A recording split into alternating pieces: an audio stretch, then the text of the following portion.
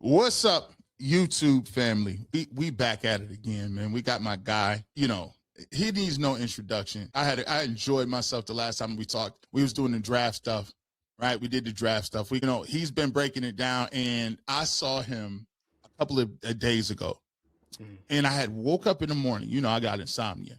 I don't know when you be streaming, dog. He was streaming like early. It was like the day Todd Monken was moving around over at 92.3. Now, mind you, Lima and Ken. Now, mind you, I used to produce that show. I used to run the board. I used to be a producer on that show. I done filled in thousands of times. That show starts at 6. So it's from 6 to 10.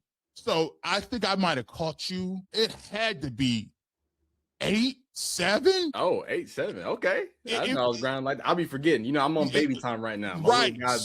That's what caught me. Like the little, I get it when I can. Like, and so you was like, now listen, you was like less than 2 hours. 2 hours went through, and we already got something here, guys. And you come out and you say, Todd Monken just said Mary Kay was out of pocket. I just said, Todd Monken. I mean, guys, he's sitting there telling you, like, he didn't say any of that. And I'm sitting there being like, what? Whoa. So I had to get you back on. At TINGZ. Right now, you are sitting under. Congratulations in all of your success. 41,000. We on the road to 42. So what we need to do is once this drop with the edit drop of this, let's get him to 42, man. So TINGZ, thank you for pulling up again in the barbershop. How you doing, my guy? I'm doing great, and as always, I want to just since the first time I've been here, since was like the third, fourth, fifth time since we've been linking up. Just want to just show the appreciation, not just towards you, but towards the audience. Every time I'm here, I feel like I get great comments for another month about, hey, I saw you on G, but I saw you on G Bush. So I want to say that. And then also on the other hand, I see the way that you move. I see the way that people are, people don't get offended by you unless you got real pull, and G Bush be ruffling some feathers. That's all I'm gonna see. So I love it when I don't do a lot on Twitter. Unless someone gets real disrespectful, I don't do nothing. But if I see a G Bush tweet, I'm gonna retweet that. Go ahead. Oh, they man. Hit a retweet real quick. But maybe a little salty. It's okay. It's so crazy because now I be trying to tell a lot of people is, I don't know if you noticed this. See, you always, when you're doing your live, I'm pretty sure that we all see it. You're like, okay, well, hey, it's like 1,000 people in here, but it'd be like 400 likes. I always say them is the 600 people who claim they don't ever listen to what you're saying. That's just watching. Like, they're like, they tapped in. They ain't gonna say nothing too much, but they tapped in. They're like, get them likes up. I'm like, nah, don't talk to them. They just over here shadowing right now. So, but yeah, we had to talk because I thought for you, you have a very unique perspective. Your unique perspective is, you've seen Deshaun Watson. You've watched Shedeur Sanders. And one of the things that we'll get to prior to, we'll jump into it now. One of the things that I talk about all the time is, for a lot of people that have not been around, they'll think that they're showing Deshaun Watson this love right now. And they're like, oh, man, we dialed in on Deshaun Watson. They showing love right now. Like, they love Watson. And I keep trying to tell people, no.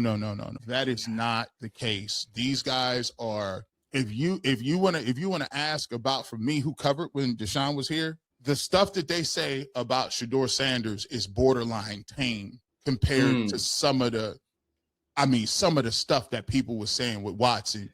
From your perspective, how people are portraying it, where do you think they are with Deshaun Watson? And do you think this is a push because they think he's good, or this is a push because it's just a quarterback and we can get some clicks off this? You know what, G Bush, you really good at what you do. You really good, because I think in that same stream, I kind of got to this epiphany. I be going on rants, and I was like, now that I think about it, wouldn't it make sense that the Browns media can prop up Deshaun Watson right? As this is this, let's just say people, claim them to be harbingers of negativity, right? Enjoying that sorts of thing. Wouldn't it be so perfect if they had a quarterback in the limelight that they could justifiably, from the outside looking in, tear him down? Because here's the thing: if Deshaun Watson's the guy and they can say all the nasty things that they've been saying about him, right? And they can cheer when he, tears his Achilles and stuff like that. Look, I'm not telling you, and I always have to have this conversation every time I talk about Deshaun Watson.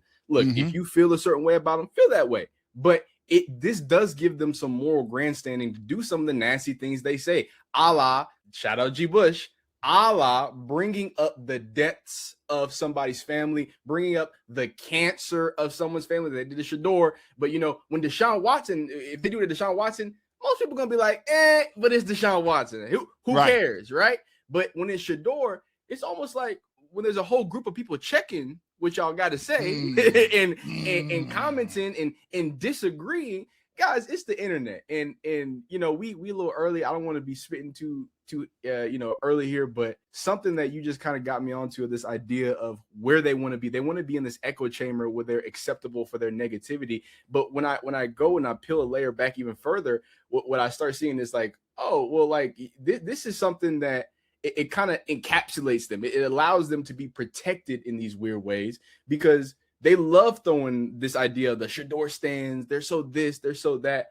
I have never seen in my life, and look, I've been around football a while, sports a while. If you've been on the internet, the complaints of, oh, the Shedeur stands do this, they do that, all that. No, they check y'all because this is the internet, right? The internet, you're allowed to say whatever. Please don't get offended by some Twitter comments, right? The only thing you could be offended of is if Shedeur Sanders says it himself. And maybe even if Deion Sanders says it. Notice that those two individuals haven't really said much that the Browns can really, or Browns media can sink their teeth into, right? It really feels like they're waiting and wanting and setting up something that they can be against for Shedeur, because with Deshaun, it's real easy, right? It's real easy to be on the anti-Shedeur side when they get them where they want them to be. You know what I mean? That was see, this is why I love having conversations with you, because you just extrapolate and you take it like. See, the thing is, when you understand the media, the one thing that they really don't, it's not the fact that I don't think that they like Shedeur Sanders or they don't think he can play, or there's probably some people, but the problem I think they have is you guys that support Shedeur are unwavering. Yes. It's actually, to be truthful, it's actually the reverse of what we see a lot in our politics today. Usually, generally speaking, you rarely find, and I've always said this to a certain extent, the Black community has always been a community where we are able easily to divide and conquer. One of the things that I said to people is, they let one or two of us do our thing. I was very cognizant. After you get to a certain level and you do it for a long enough time, you can be, you're here now. You are chosen. Listen, you're not like the rest of them. You understand the way this works, and we'll let you eat for a while, and then you choose, and then we'll usher him in and bring him in slowly. But when you start to be moving around, two things happen. I think independent media started to really take away from some of the established pie, so to speak. And it really started to look around like, okay, this is kind of scary a little bit. And then coupled with the people that were the influx of people that came into the Browns community, it became no longer an echo chamber. So you couldn't just say what you wanted and nothing happened. Like it was different. So those two things really made it hyper, I guess, over the top in terms of, I mean, like you said, I've never seen this before when I've been doing media. I've been doing this since 2009. I've never seen a group of individuals in the media go back and forth with a group of people and be so heartfelt and hurt by what they're saying. And I say, oh, they're really getting to y'all teams. They get to you. Yeah. And I'm happy that you can kind of see that acknowledgement there, because it's so interesting, right? And I don't want to call, I mean, you'd be talking about, who it is, but there are certain people who seem to be so offended by the fans of Shedeur that they won't even have conversations about Shedeur, right? So instead of engaging with Shedeur the player, right? And again, I've got on this, it's so crazy to me because people love, I don't know if you ever get this, but people love leaving comments without watching the video. They look at thumbnail, title, whatever. Like, I've been on this platform, I've been on my own platform, I've gotten beat up by my audience. Some of them are in the chat now. Shout out to you, Gigi Free. I saw your comment. Shout out to you. But I've been critical of Shedeur. Look, I'm a Shedeur guy, but I still love football, and I still can have these criticisms. And I say that to say, shout out to Tyvis Powell, right? Shout out to all the pro Shedeur people that seemingly a lot of the Browns media does not want to engage with. It's so interesting to me that they beat their chests about, oh, somebody on Twitter said something mean to me. Oh, but somebody in a vague comment said this thing about this thing with Shedeur, and that's why Shedeur is terrible and he can't play in this. Huh? Whoa! You telling me not even Shedeur, not a representative of Shedeur, not even Emory Hunt. Shout out Emory Hunt. Emory Hunt is somebody who could be looked at as, hey, he's very positive about Shedeur. Yeah. He always has something to say. When does he get out of line? When does he have crazy things to say about y'all? Y'all don't engage with those conversations. Y'all instead look at the negativity. It's almost like y'all enjoy it. I don't know. Because, and the thing is, I've always said, like, one of the biggest signs of individuals, right, is to be able to step back from something and second guess yourself.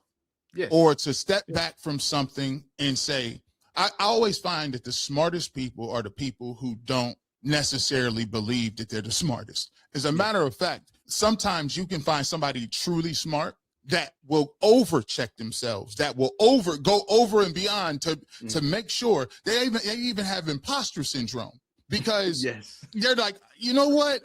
I mean, I don't know. Let me just make sure that I'm dialed in the right way, because I'm not going to think that I'm infallible. But it's so funny to me that people just will say, we did this we kind of did this, and it was I didn't even actually. I'll show you this now. Because I don't think a lot of people saw it, or some people did see it if you did, and I'll get your thoughts on it. Because when we talk about the Shedeur Sanders conversation, what I started to have to do was I started to have to take it to a context where it would be in a broader sense. Because sometimes when you just pose it as, hey, I like Shedeur Sanders, and he's great, right? And people will say, okay, well, you're in the bag. So let's take a look at this. Now, I did this chart, and I went into it thinking, okay, let me just see how difficult, if I was going to be a person who said Shedeur Sanders could not play, and I only had 7 games to judge whether or not a person could play or not. Let me go back through the annals of time and find some guys who really, really turned out to be kind of bust, hot starts, but careers never really matched up to the early hype. And let me find the guys that were really bona fide Hall of Fame franchise greats, right? I go back and look at Troy Aikman. I look at John Elway. I look at Peyton Manning. I look at Josh Allen. I look at Steve Young. And you look at some of the numbers that they put up. They started off 0-7. Elway 2-5. Manning 1-6. Allen was 2-5. Steve Young was 1-6. And you look at some of the touchdowns and interception ratings, right? And you say to yourself, if you had at that point in time with a gun to your head to decide whether or not those guys were ball players or they weren't, how could you tell if they were or were not? And you look at these starts, there's nothing in this sample size that says franchise quarterback. However, 7 starts, as we've all been saying, it's not possible. People ain't even really got a book of business out on you, TINGZ. When you hear people say all the time, it's undeniable, Shedeur Sanders was the worst quarterback in the league and the Browns are terrible, they need a new quarterback. What are some of the things that go through your head when you hear people blanketly say that? Okay, I'm very happy about this conversation because, again, this is, very steady, man. This is a conversation we've been having on the main side. And first, let's start what you said. Hey, mean commenter comes on TINGZ video. Hey, man, you supporting somebody trash. First off, I like trolling them. I'm like, well, first off, you watching Shedeur Sanders content, so you might be a bigger fan than you realize. But let's put that off to the side. and what I would say to you is, I'm a fan of Shedeur Sanders because, tell me and look me in the eyes and say those Colorado games when he was playing weren't the most exciting. Look me in the eyes and say when he got on and stepped foot in the Browns and in those 7 starts, that wasn't some of the most exciting Browns football you had seen all year, right? So just from an enjoyment, hey, I like football. I enjoy when we have a good time. And Shedeur Sanders is a guy, like he says in his own words, he just likes to throw his dog a bone, right? He wants to make some explosive happen. I'm sorry, got the weed eaters going crazy, so if my mic goes off, but he wants to see an explosive happen. So what I would first say is just on the fun factor, when Shedeur Sanders plays football, it is very entertaining and it's high flying, and it's what I love about football. But then if I go deeper in these statistics and I think about first 7 starts, I think about what can be reached on first 7 starts, I almost want to take another step back, and I want to ask you, okay, well, did you look at, and this is something that I feel like people don't look at. People always talk about, hey, Shedeur didn't do good, this, that, the sack, blah, blah. Y'all don't ever talk about how Quinshon Judkins' yards per carry dropped off a cliff. Y'all don't talk about how both Quinshon and Dylan Sampson were, I think, look, the bottom 2 backs in yards per contact, meaning they were getting hit in the backfield for. So I love when people say, oh, well, the offensive line. No. There's a clear line. I can show you where the offensive line got worse, and it just so happens to correspond with those 7 starts that Shedeur Sanders had. I don't know if y'all know, again, because some people don't watch football. I know you watch football, G. Bush. Some of those games, wasn't Carson out on one of them? Didn't you have a Denzel Ward game out? Didn't you have Harold Fannin out for the final game in which he had a game-winning drive, right? So Judkins is out. Quinshon Judkins is out for the final 2 seasons, so final 2 games, right? So I start adding all these things before I even get to all that. I have to ask you, if you're saying that Shedeur Sanders is trash, did you look at the games? Did you look at the PFF rating in the last 3 weeks that offensive line where they were bottom tier? Did you look at the PFF ranking for the wide receiver group that was complete bottom tier? Did you know that the number 1 wide receiver in Jerry Jeudy was top 3 in drops? And this would be 2 seasons in a row that he was top 3 in drops. I would ask you that long list of questions first, because I need to know if you actually watch football. Then I would get to these 6 games and what I would say, or these 7 starts, and I would say any person who has been watching football long enough knows that that's not enough. And any person who's been watching those games and the things that Shedeur Sanders was able to do, I don't think you like football enough, and I don't think you can project what a star can be, right? And if I could just to land this plane, because I actually saw this going around, and I saw some of the usual suspects pushing back and saying, oh, but Shedeur Sanders isn't the first round pick. Shedeur Sanders isn't it, and I wanna throw that argument at you, G. Bush, and I'm gonna see if I can jump in front of that bullet, because I'm gonna start with Josh Allen, right? Josh Allen, and here's the question: super super turnover worthy, super raw as a quarterback, out of a small school in Wyoming, right? Everybody, high expectations, but again, he's got the physical ability, and he was a first round pick. I then give it back to you because the Browns have a very unique situation. The Browns have a situation where they can't afford big money, right? They have a situation where they paid one of the worst contracts right now. It's looking like in NFL history to a quarterback who played 28% of his snaps so far that have been available, G. Bush, right? So we're not talking about this apples to apples. We're talking about someone who at the 5th round value, who multiple people value as a first round pick, you could potentially really invest there and get absurd amounts of return while your cap is getting destroyed by a terrible decision you made. So I know it's a little lengthy, but I might have thought about it once or twice, No, and actually when I did this, when we broke this down on the final cut, I actually told him, I said, well, once again, when you come up with things, you always have to think about, okay, is this fire? Yes, but also think about what the rebuttal is. I'm a battle rap fan, so my first round was crazy. So my first was crazy. So now you come out and you rebuttal. So now I need to think about what I'm opening up in my second round. Do I want to rebuttal in my second or go right into my written? But I say, you know what? I'll rebuttal with you. See, the thing is, if I'm going to do this blind test, what I would do is I would do a blind test in terms of the scouting report and what the scout said about Shedeur Sanders coming out of college. And I would put a blind resume on all of these people. I would just name, this is the scouting report.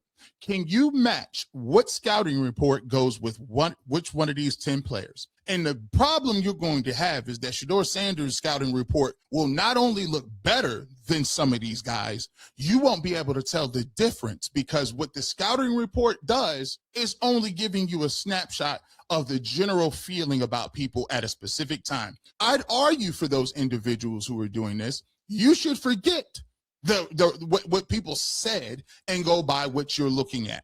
If Shedeur Sanders is 3-4, 1,300 yards, 7 touchdowns, 9 interceptions, but yet and still he has the majority of the wins, played in the worst weather, played when all of his weapons were not fresh at the end of the season, the coach already knew he was getting fired, and he still won division games, then that would tell you, is he better than Joe Flacco and Dylan Gabriel and the rest of the guys? So how are you judging him based on this?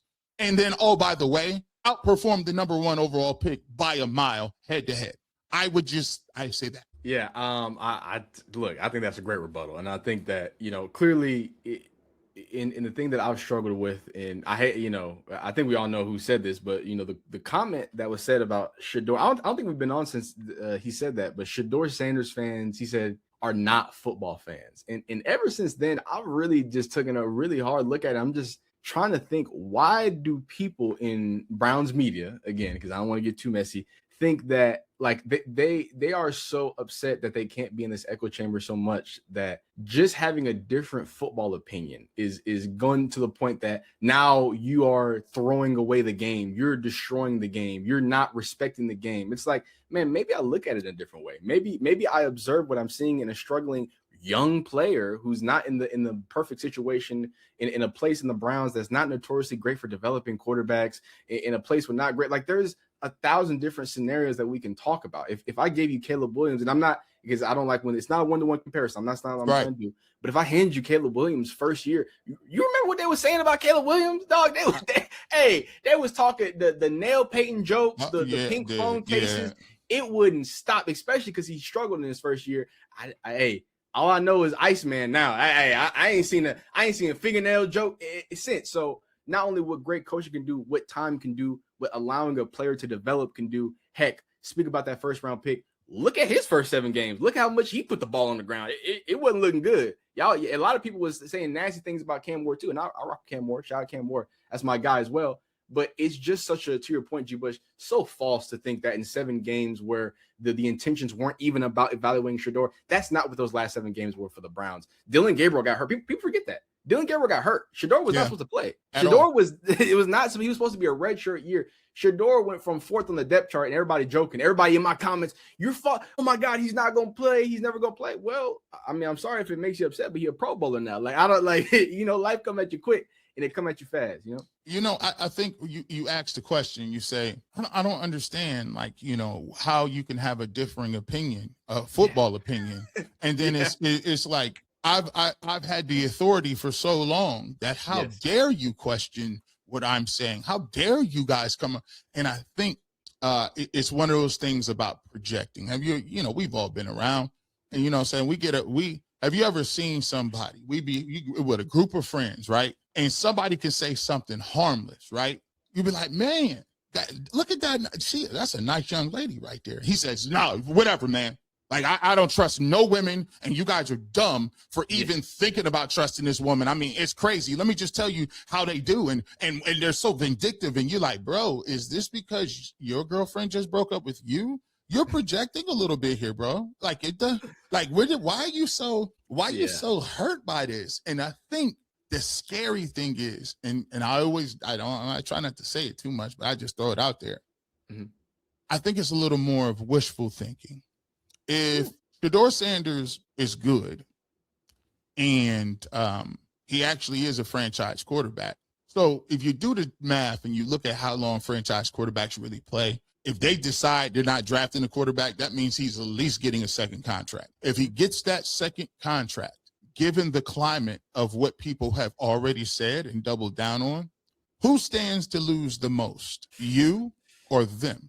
Yikes. Yeah, because they're not gonna. I didn't say it. They're not gonna let you forget that. And guess what? Even if he's good, and you say Shedeur Sanders is the greatest quarterback I've ever seen, people are going to flippantly say, "Yeah, right. You were a hater. Here's the article you said 17 times." And I don't know how that works for a lot of people, but I don't think that's conducive to a livelihood at some point. I mean, if FB TINGZ has been covering it and Shedeur is good, chances are people are going to give FB TINGZ the benefit of the doubt. See how the power dynamic switch? And I think we're here more about a power dynamic. and control rather than having football conversations. Because I don't think they really care that much. I think they're into the power dynamic. I think that's a really good way to put it, right? I think early on when I was talking about it, I think I described it as like Brown Stockholm syndrome, right? Where there was this aura, and I don't mean aura like the kids say like aura, but like a aura as in like a feeling of in the Browns fans, Brown Twitter of like, oh my God, if Shedeur gets out there, please don't let him. Oh my, and it's like, wow, why not? Why can't y'all just have fun? Why can't y'all embrace him? Why can't now? And I don't want to discredit everybody because not everybody's like that. And I also want to say not everybody in the media is like that. If I could, a very special shout out to somebody that I think treats Shedeur fair. I think treats every player fair. He treats it like I love football and I'm evaluating football player. Coach Riz, Coach Riz, yeah. He is bar none. I mean, as impartial as it can be. Like I said, positive things to say about Dylan Gabriel, positive things to say about Shedeur. If I thought that the people like we're talking about now that might be afraid of a bit of a power dynamic, might be afraid that the person that's going to be starting, they can't talk about any type of way, right? Like if they were talking like Coach Riesland, they wouldn't, I don't think, have the problems that they describe to have and that they drum up every single day. That's all I have to say, right? That's a great point. Shout out to Coach Riz because so people don't even know. Like he sends me, and at some point I gotta have the conversation with him because he sends me the breakdowns like personally. Like, this is what I thought about this, and I thought about this, and it's something I could respect. Yeah. If you're a real football dude, right, and you just love the game of football and you've grown up around it or you played it at a high level, there's one thing that you can't, it's undeniable. No football person is going to do this. No football person is going to sit here and put the cape on for nobody when we see what it is. You see what I'm saying? Like if we watching film together and I see on film, that's one thing that no football player can ever skate around. The film do not lie. Mm-hmm. So I like the fact that he does. And guess what? If the beat, and here's the thing, TINGZ, I want to, if I could give him a little bit of advice. Could you imagine if they did film breakdown and you already have the connections? Why not get a segment where Mary Kay or Grossy or I don't know, Zach or Jason, they sitting down 1 week with Joe Thomas. They sitting down the next week with Eric Metcalf. They're sitting down with Bernie Kosar. And they breaking down. They ain't got to be there for 15, 20, 30 minutes. All you got to do is give me 5 minutes. And you know what that would do? It would lend so much credibility because you know what? You're actually trying. Yes. You're actually putting the work in. That's great. I've had people, I think you learn a lot about in disagreements. You learn a lot about, right? What I want to say is that in the media, when you're a part of the media and you're a part of putting a camera on, you're part of saying these things and having a message. Part of your messaging is how it's delivered, how you're perceived, right? And for as much flack as Mary Kay Cabot gets, I also point out that hey, she's in the Hall of Fame, she's very accomplished, she's all these things, and all those things can never be taken away from Mary Kay and these Jason Lloyds and the what's called Akron Jackson, I forgot his name, Zach Jackson, yep. Like they have real life credibility, but the issue then comes with is a modern world and modern people who might not really care about those specific qualifications as much, right? They might respect a Theo Ash more because they see him on TikTok breaking things down, even though he don't have the credentials that they have, right? It's not the same game. And kind of going back, alluding to your earlier part of the question where this establishment media, I worked X amount of years to get here. I've done this. They think that the trail that they've done, even Zach, I don't want to call him out. I remember Jason Lloyd saying something similar to that. I have X amount of years doing these things, X, Y, Z. Well, hey, in modern media, and y'all should know this, if you've had those amount of years, hey, what have you done for me lately? It's quick. They're going to wash you down the pipeline. They're going to we on to the next one. Man, Stephen A. Smiths are dime. They don't come around. That's very rare that you can last that long in the media space. And a lot of that has to do with reinventing yourself, authorizing yourself, showing why people should listen to yourself. And I think if they made that effort, to your point, G. Bush, we would look at this whole situation in a different light. So, man, it's a beautiful point because I think a little bit, you're right. It's very difficult it's almost like sometimes when, you know, if you were LeBron James and they changed the game of basketball and they made it so it was a small guy's game. And LeBron is like, bro, I'm the all-time leading scorer. Man, listen, I'm top 5 in assists. I'm about to be top 15 in rebounds. I got the most points ever. Like, he's reading off his resume. But the thing is, he's reading that resume and he arguing with people who don't care about that. They don't. Yes.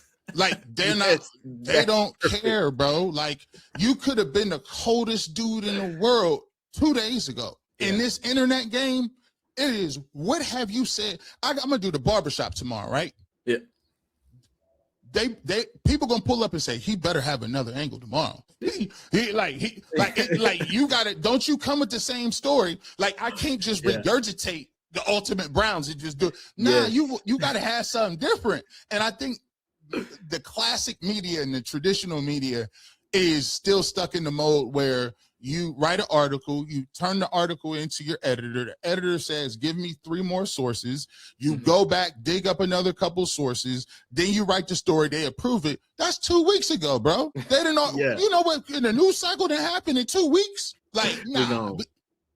We're gonna have to run. We're gonna have to spin that forward. We gotta speed it up quickly. But no, I think that's a perfect way to put it, right? It's the modern media landscape. And I think really that's kind of the theme of most of these conversations. We talk about the overreaction of Shedeur fans. We talk about how the Browns media looks at things, how they attract different things, and the kind of their, I would say, fight, because I think they enjoy the fight, quote unquote. But you know what I'm saying? It's like, but all these issues and situations, they don't arise with people or in places and spaces where, look, the film is brought up and things are talked about, right? Like I said, there are, you know, I hate when, you know, certain people say, oh, you can't critique Shedeur. You can't. Actually, you can, and multiple people have. And I remember I had a Kurt Warner video, and he goes out and talks about the good, the bad, the ugly, the positive. Yeah. But the thing about, to your point, watching film is like, if they had to sit and watch film, they would have to not just say, well, Shedeur's done, I'm tired of it. It would be like, oh, actually, Shedeur did this pretty great. And these are the reasons why, maybe not that. And then at that point, I can meet you there. Sometimes it feels like you just like,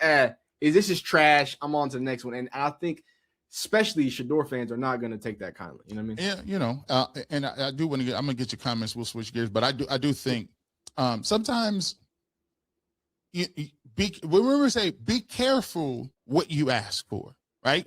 Be careful with, like, if you actually start to put the action into knowing the truth, you might actually stumble across it. And I think there's a lot of people who are not willing to stumble across the truth. So it's always easier to just make blatant statements and say he can't get it done. I want to get you on this one. I want to talk a little bit. We talked about off air on this one. Yeah. Let's go. The Brendan Sorsby thing, it kind of got me today. I wasn't upset about it. We talked about it on UCSS, but what it caught me off guard was that I didn't even think that the people that was in the media would go to this length. However, I'll go ahead and let me play first and foremost. Let me play one clip, and I'll get your thoughts after we take a look at it. What I've heard early on, he's got somebody would probably bid a second-round pick for him. Dane Brugler said if he had played, you know, had a good year, he'd definitely be in that top echelon of quarterbacks coming out first round, somewhere in the first round. But now it might take a second. Somebody would probably give up a second. Brugler said that he would have been the third quarterback in this past draft if he had come out, and probably been second round to third round, but probably second round after Simpson. Boy, Tony, you know, it's tempting. It's tempting. So, Tony, I don't know that it is. So we can get people together. So we want to be clear and accurate. Yes. Brendan Sorsby is accused of making thousands of online sports bets through a gambling app, including bets on Indiana football while he was on Indiana's roster in 2022. Reports say that those Indiana bets were allegedly on Indiana to win, and he did not play in those games while redshirting. Still, the NCAA rules prohibits athletes from betting on college sports, and this could therein threaten his eligibility. Now, I want to say just because I'm reading this, because I try to be, when it comes to allegations, when it comes to things of this nature, I try to be as accurate as possible. And this was reported by Reuters. The timeline goes, Sorsby was a redshirt freshman. The allegation was he placed wagers on football during the year. That is the most serious part because it involves his own school in terms of, guess what? Manuel Clase, Ortiz did it, pitchers for the Guardians, Pete Rose, even Chauncey Billups got in trouble for these illegal gambling activities. So, and he transferred to Cincinnati in 2024-2025. He transferred there, became a productive starter. We say Cincinnati may have become part of the larger story because the school allegedly knew about his gambling history before 2025, but still allowed him to play. Cincinnati also later sued him over an NIL agreement after he transferred, claiming a $1 million damages buyout. That was in the New York Post. He transferred in the offseason to Texas Tech. And reportedly connected to a major NIL deal for $5 million. After the gambling investigation surfaced, Texas Tech announced he was taking an indefinite leave of absence and entered a residential gambling addiction treatment program. That was reported by the AP News. Late April, the NCAA investigation becomes public. ESPN reports said that he was under investigation after discovering extensive betting activity. Some reports describe 10,000 plus wagers since 2022, possibly around 20 bets per day. That is by Reuters. In early May, lawyer and eligibility fight began. Sorsby hired a high-profile sports attorney, Jeffrey Kessler, to fight for his NCAA eligibility if he loses eligibility. Reports say that the NFL supplemental draft could become an option. That was the New York Post. And finally, where we stand today, and then we'll get your comment on it. He is not cleared yet. He is on leave from Texas Tech in treatment for gambling addiction, and his college eligibility is in jeopardy while the NCAA investigation plays out. Separately, he is fighting the Cincinnati NIL lawsuit filed a motion to dismiss it. Now, I must say, Ben, throw the disclaimer, because you know that it's G. Bush, and you got to put this up here because they get mad at you for saying Sorsby has not been publicly found guilty by the NCAA yet. But the allegations are serious because they involve thousands of wagers that reported bets tied to Indiana football while he was on the roster. Even if he bet on his own team to win and never played in those games, the NCAA still treats athletes betting on college sports as a major integrity violation. The floor is yours, FBT. So I want to add, because, you know, if anybody who knows has been watching me for a while, I'm big in the NIL space. I love researching about this stuff. This was such a bombshell just from a college football perspective that it's kind of blowing my mind how quickly it has now come to a Browns need to trade second-round picks for a guy who might not play in the next 2 years. So if I could add just a little bit more context, just from my research, what I've been having, shout out to Terrell Pryor, former Browns. Obviously, he was a wide receiver at the time, but Terrell Pryor got into some problems at Ohio State for some tattoo stuff. If you're younger, go look it up. That was pre-NIL days. It was way wilder then. But he got a 6-game suspension from the NCAA. He says, forget it, I'm going to the NFL. Guess what the NFL did? Gave him a 6-7 game suspension, and he had to serve that. And I want to say that to say that we know that not only does Sorsby have, you know, a gambling problem, and that might be illegal there. Let's take a step back for that, and let's talk about character. Sorsby, he admitted himself for gambling addiction. I want that needs to be extremely important. We need to talk, when we talk about character and character concerns, I feel like we don't care about character concerns. It's just whatever is convenient to say that's negative. This is a man who went into a rehab because of his undisciplinary act. He can't be disciplined enough he getting paid millions of dollars to play football. He can't not bet on it. So he himself goes into a treatment facility, right? Not only that, but obviously it's sad that he has to, you know, he's worried about the NIL stuff. He's probably not going to get his NIL money from Texas Tech. That's all boohoo stuff. But a guy who can't withstand not gambling, who might not be able to play a full year because with the things and the charges from the NCAA, his eligibility is gone. He's not going to play.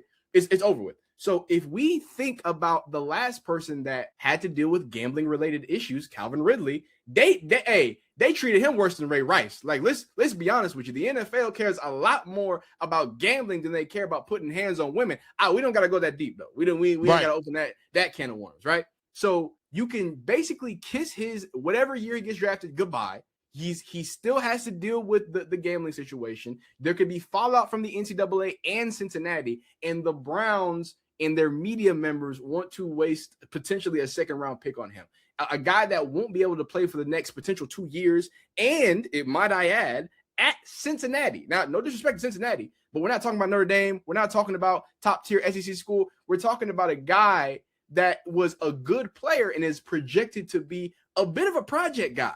So to me, the story is crazy in itself. How quickly it went from, oh yeah, this is just some crazy guy, to maybe the Browns need to waste a second-round pick. How many developmental players does Tony Grossi think that the Browns need on their roster? How many you got a developmental wide receiver, tight end, gadget quarterback, and I love Taylor Green, by the way, but just how they talk about him.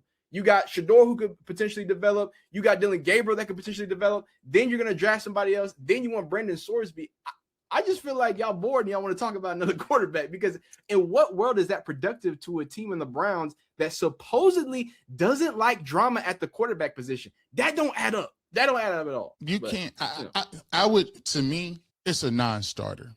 And the thing that I want to say, and I'll say it like this: we have to do a better job of this understanding. At this point, people have already delineated and drew their line in the sand. They've already said, I don't like Shedeur Sanders. I just don't.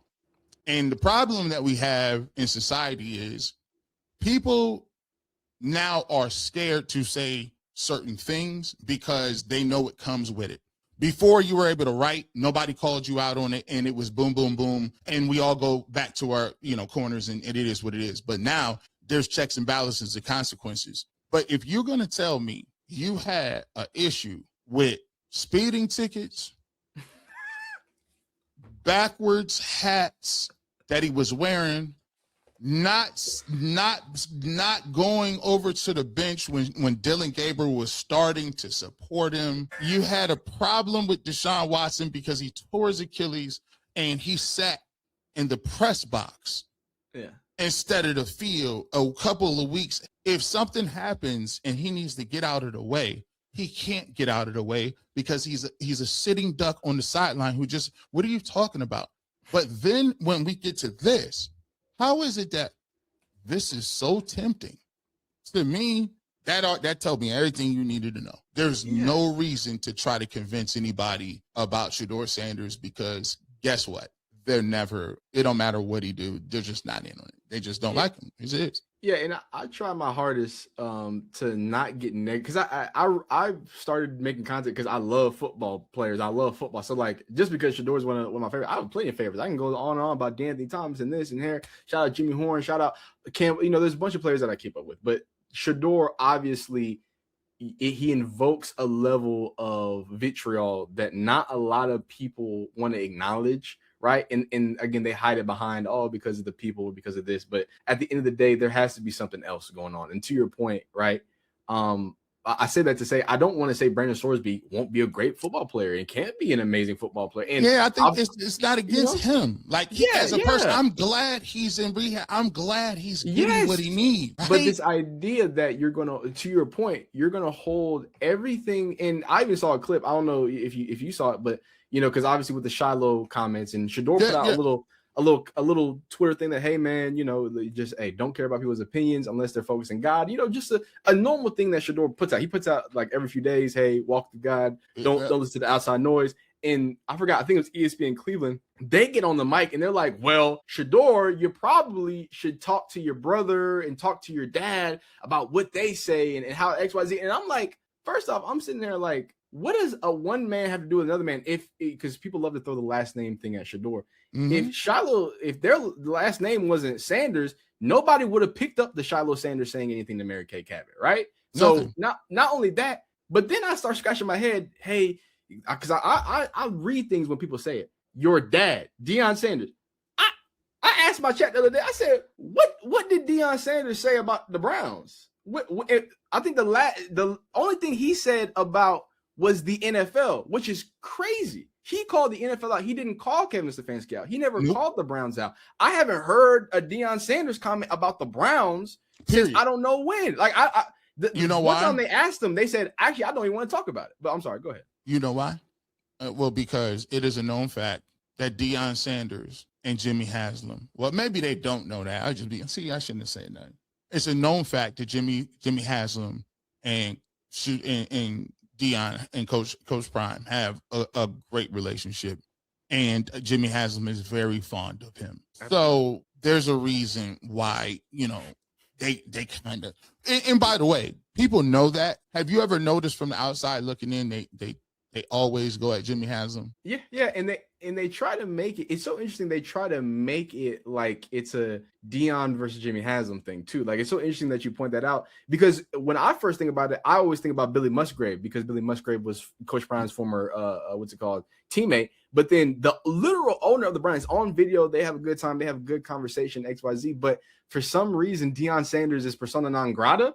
Like, I get the Shiloh thing. You looking out for your reporters. Look, I get it. He said something to Mary Kay. What Deion Sanders got to say with this? And what does Shedeur, and taking another step back behind that, what other player is responsible for what his siblings do, what his dad does? Like, what? Maybe OBJ and his dad, maybe that's the last time that it was that serious. But that just don't make no sense to me. You brought up a very good point. See, they don't put it to you like this. Andy Reid's son, and this was tragic, when he was drunk and he got in that accident.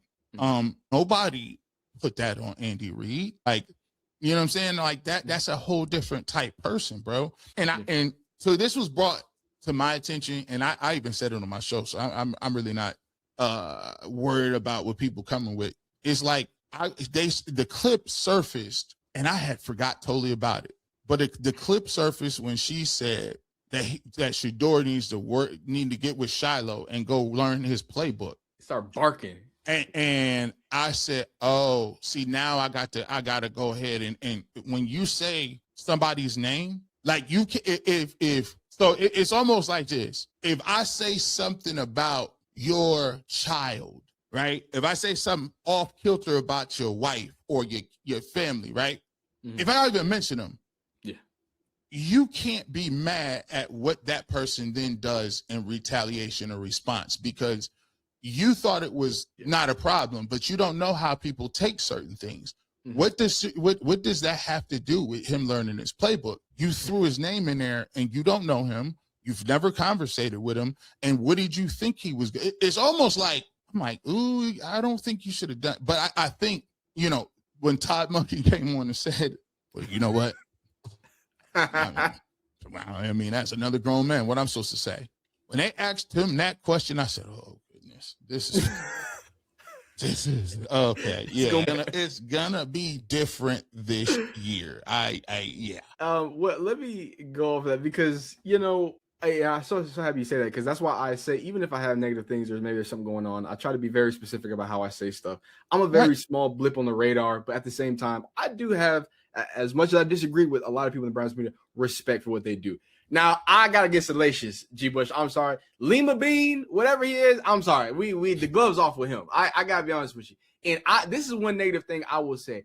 I enjoyed the look on his face so much when he got all excited and he said, well, what do you think about off the field players and their brothers saying comments? And he gets so excited. And then Todd Monken, because he's an old school football coach. He's a Georgia. I don't think he's from Georgia, but he's coached at Georgia, coached at Southern Miss. He's coached at respected football places. He's a real old school football. No disrespect to Kevin Stefanski. He's by every definition a new school football guy. Mm-hmm. Monk is a little different. He ain't gonna come out here and give you platitudes and give you this one. Hey, he comes from a different elk. He comes from an elk that's a little similar to Deion Sanders. And I don't know. I don't think people want to talk about that, but the years kind of line up. So when Lima got that face of having to grit his teeth because he was expecting some whatever, Crowley, just, well, we can't be saying those types of things. Dog, what does that have to do with Shedeur Sanders? What does a Shiloh, it says it right there in the thing, Shiloh saying that ain't got nothing to do with my quarterback. That don't have nothing to do with what's going on in this building. And like he said it, dog, if you actually care about what's going on, you would care about what's actually affecting what's going on, not about opinions and pieces that people are talking about it. If you write opinions, people gonna have opinions about your opinions. You know what I mean? Well, listen, I'm glad you brought this up. I hope this is. I said that many of times. Like, I'm going to let all of the students take the test. That was him telling you that, guess what? Don't worry about nothing. You keep trying to, that was for Mary Kay saying they should name Deshaun Watson the starter today. Don't waste time. I said, okay, I see where that was going. So let me see if this is the other way. Hold on, what is it? What are we doing? What are you saying? Again, clarifying, I think you've said this before. You do want to have a starting quarterback on your team that you know is on your depth chart, number one, before training camp, correct? I would love to have that. I'm not there yet. So that's him saying, okay, I would love to get there. And I'm not there yet, but I think this is the one. When I come in today, a Browns international headlines like Shedeur Sanders, sexist comment draws backlash, tells Browns reporter to go make a sandwich. How can you make sure to disassociate any of that stuff with a very serious competition that you are having? Because, everybody has a platform now, and everybody's weighing in on every decision. We had it happen with the prior coach. How can you make sure that that stuff doesn't bleed in? By the way, that was a veiled threat a little bit. He basically saying, hey, you know what happened to the last coach that didn't keep this thing under control? Do you want that to go down? And come on. To what you guys are doing. Well, we were talking about on the ride up here. First off, I think it's awesome. I mean, it's why we get paid so much. I mean, we get paid so much because fans care, and you talk about it. Hey, fans care and they talk about it. I really like that. And when he said, "Oh, is it pause?" I wanted to get Lima's face. So yes. I just wanted to get his face so you can. No. It looked like somebody cutting onions in front of him, man. He got a real yuck mouth right now. Like that is the big smile to this. Like, yeah. Talked about. I sure as hell wouldn't get paid what I get paid. So that's part of what we do. But if that's going to bother me or it's going to bother Shedeur or Deshaun, they have no chance of being either the head coach here or the quarterback of the Cleveland Browns. I mean, for God's sakes, it's the world we live in. I think someone told me years ago that if the president has a 55% approval rating, he's killing it. Well, I don't know. I'll shoot for 60 approval rating or a quarterback. Like, that's part of what we do. It's part of the scrutiny that comes with it. And fine. That comes with the territory of what we do.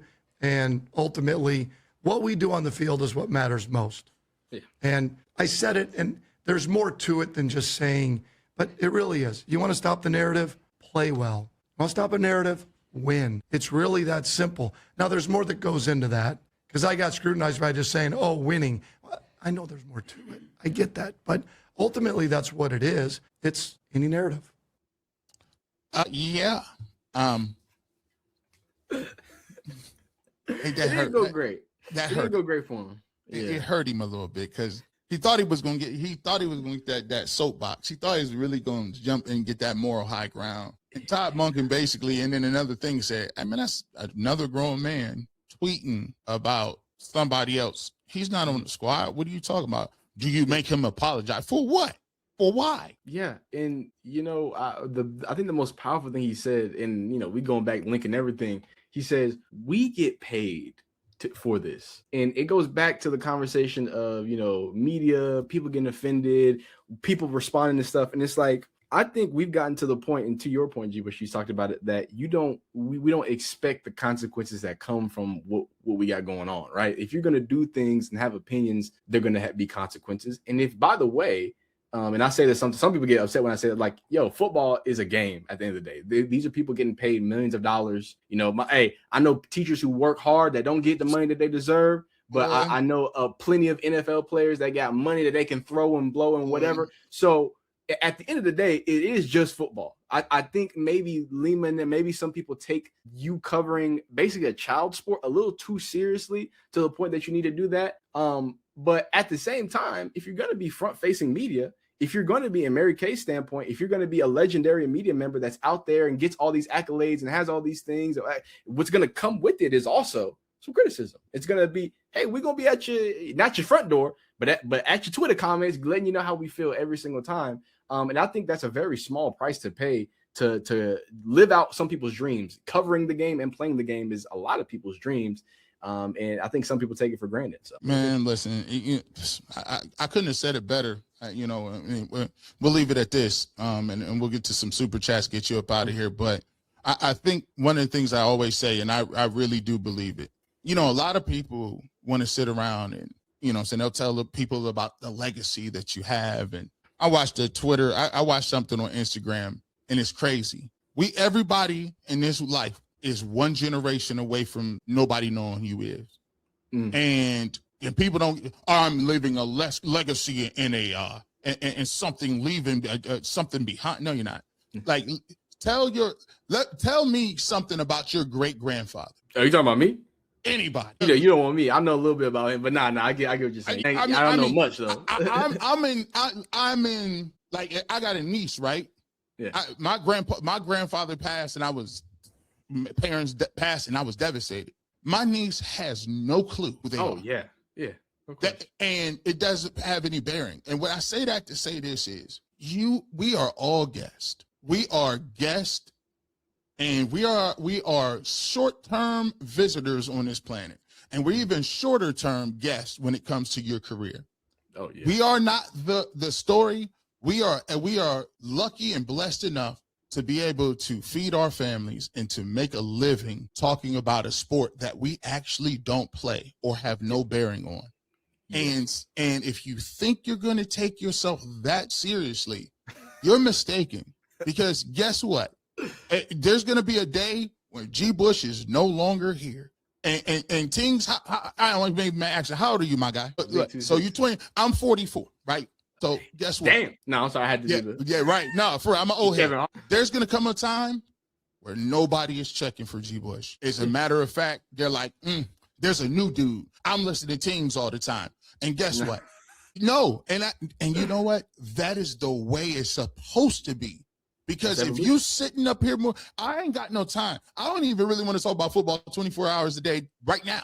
Like, if I get in 20 years and you 48, in 20 years, I'm running around, I'm pushing 70. I'm not going to be talking about Shedeur Sanders or any little quarterback. I'm telling you, I'm out the game. I told Rosie, make all you want after I done got old, just make sure that you got me in a nice place with some air conditioner, and I can watch the games. I might be cognitively going at that point. My short-term memory might be out of here. but I don't take myself that serious. And I think for a lot of people, if they didn't do that, life would be a lot easier. Absolutely. I gotta agree. I couldn't agree more, G. Bush. I really couldn't. But no, I'm remember you. And I won't replace you. I'm gonna have a barbershop flag on the back wall. Don't you worry. I know my roots now. I won't let it be forgotten. I appreciate you putting the lighter up, pouring out a little liquor for G. Bush. Man. Look out for that new project we got coming on. Hopefully G. Bush will be back on very soon when I get everything together. Bro, you already listen. You already done deal. Hey, listen, just let me know, and you know I got you, man. So we appreciate every single person, man. You never know where G. Bush might show up, radio, television, internet, but I stay with them Clippers. Have a good rest of your evening, and as I always said, I'll be mad at Mary Kay and some of these other dudes, but I always say, you know what it is. It's always go Brown.